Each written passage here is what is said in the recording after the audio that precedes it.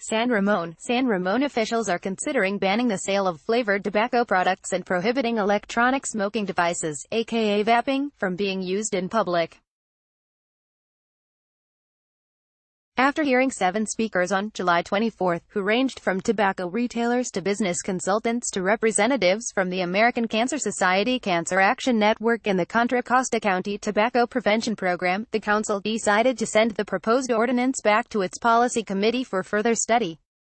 At the meeting, the council considered a law that would update its existing smoking ordinance to include vaping as a regulated activity, all types of smoke, including marijuana smoke and vapors, as regulated activities, limit the number of retailers who sell flavored tobacco products, and prohibit retailers from tobacco sales within 500 feet of schools, parks, playgrounds and libraries.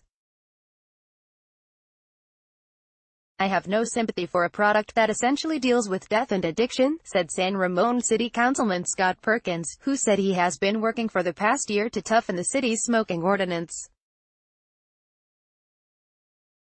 Grace Borgonio, owner of Nexus Vapor, the first e-cigarette business in San Ramon, questioned the proposal and its impact on businesses like hers. She read a recent letter from the State Department of Public Health commending her store for not selling tobacco products to a decoy as part of the state's tobacco inspection program. "I want you to all know that every single day, there's somebody under the age of 21 that tries to buy tobacco products," Borgonio said. "But as a parent, if you're under 21, you're not coming through the door." She also said it was wrong to say that flavored cigarettes targeted teens, saying she has customers in their 60s who buy the products. Speaker Tyler Hatton took issue with the need for an ordinance and said it took away personal freedoms.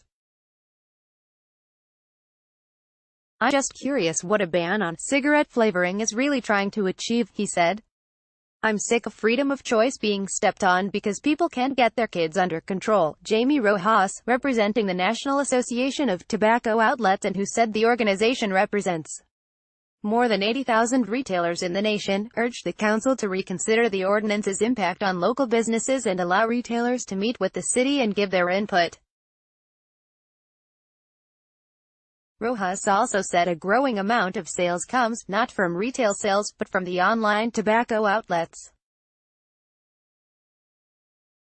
Jen Grant Lajano, interim manager of the county's tobacco prevention program, supported the ordinance and said tobacco use continues to be the leading cause of preventable death in California and in the nation, and said that 90% of smokers start by the age of 18.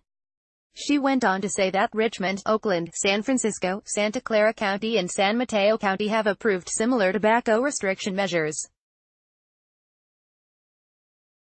Speaker Jess Plotz considered the ordinance insincere and said, "A lot of key science was suspiciously omitted. I see no proof that prohibition works," he said.